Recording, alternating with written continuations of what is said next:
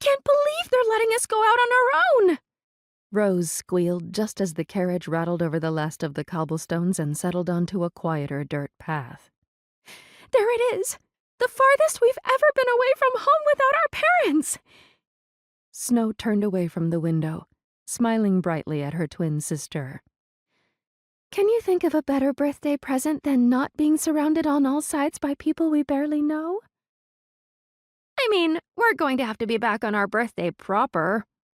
Rose half shrugged, though she flung her hand in the air to show how little it mattered at that moment. Wouldn't want to waste any time getting our advanced class now, would we? It was the first time they'd been allowed to journey out to their mother's cottage on their own, as the trip had always been a family event held over the autumn equinox, which also happened to be their birthdays. Alone may have been a bit of a stretch, as a half-dozen royal knights rode along beside the princess's carriage. As their father always warned them, hope has soft edges, daggers do not.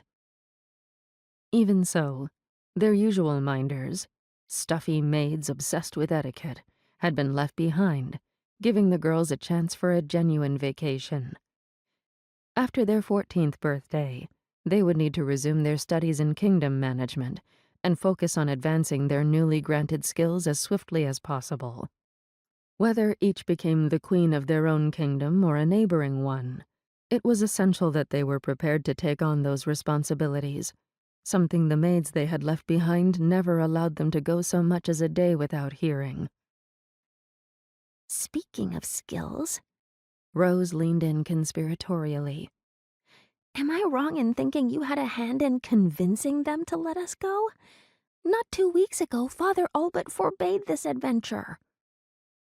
Snow's laugh was a soft, delicate thing as she shook her head. You know I wouldn't do that, Rose. We must have just impressed them over the last few weeks. Or perhaps they're planning a surprise of some kind and need us out of the way.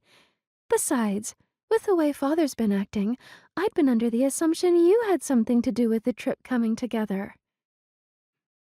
Thanks to her sister's reminder, Snow glanced down at the details of her system-granted basic class and skills.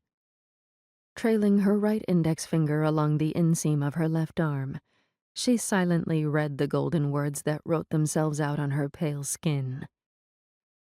Basic class, Darling Princess. Basic skill, Precocious Command, level 10 of 10.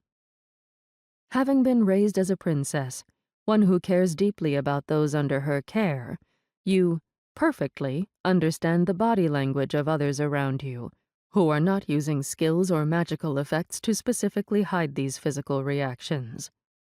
Through various means, such as pleading, showcasing diligence, or demonstrating scholarly behavior, you can perfectly persuade people to fulfill your requests.